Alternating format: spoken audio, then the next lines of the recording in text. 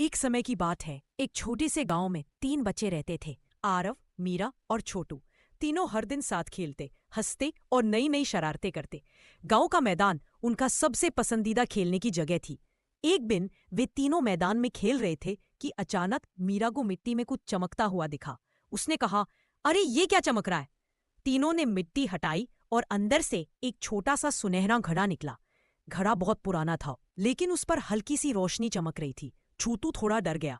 ये कोई जादू का घड़ा तो नहीं? आरव ने हंसते हुए कहा। डरपोक मत बन, देखते हैं इसमें क्या है।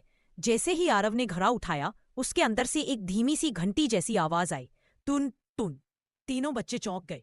मीरा ने घड़ा कान से लगाया और बोली, इसमें कोई है क्या? अचानक घड़े से एक नन्हा चमकीला धुआं निकला और उसके बीच एक छोटी सी चमकदार आकृति दिखाई दी। एक मिनी जादुई परी। तीनों बच्चे हैरान रह गए। परी ने मुस्कुराकर कहा, डरो मत, मुझे आजाद करने के लिए तुम्हारा धन्यवाद। मैं इस घड़े में बहुत समय से फंसी हुई थी। छोटू ने हकलाते हुए पूछा, तो अब आप हमें क्या देंगी?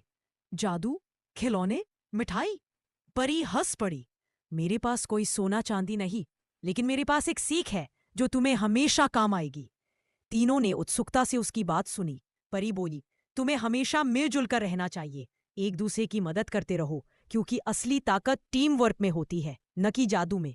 आरव ने पूछा, लेकिन हमें कैसे पता चलेगा कि टीम वर्क सच में काम करता है? परी मुस्कुराई और बोली, कल सुबह मैदान में जाओ, तुम खुद देखोगे। इतना कहकर परी हवा में चमकी और गायब हो गई। तीनों बच्चे आश्चर्य में एक दूसरे को देखने लगे। अगले दिन सुबह वे तीनों मैदान पहुंचे और वहां उन्होंने देखा एक बड़ा पेड़ रातों रात गिर गया था और रास्ता पूरी तरह बंद हो गया था।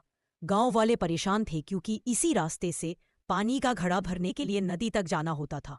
आरव ने कहा, चलो हम मदद करते हैं। छोटू ने बोला, अकेले कैसे उठाएंगे? ये तो बहुत भारी है।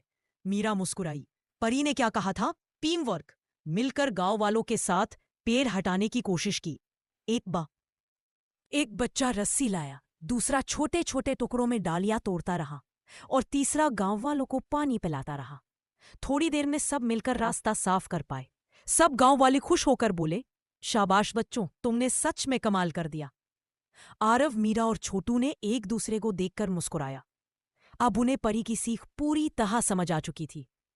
जब लोग साथ मिलकर काम करते हैं तो कोई भी काम मुश्किल नहीं रहता। उस दिन के बाद से तीनों बच्चे रोज मिलजुल कर खेलते और मदद करते।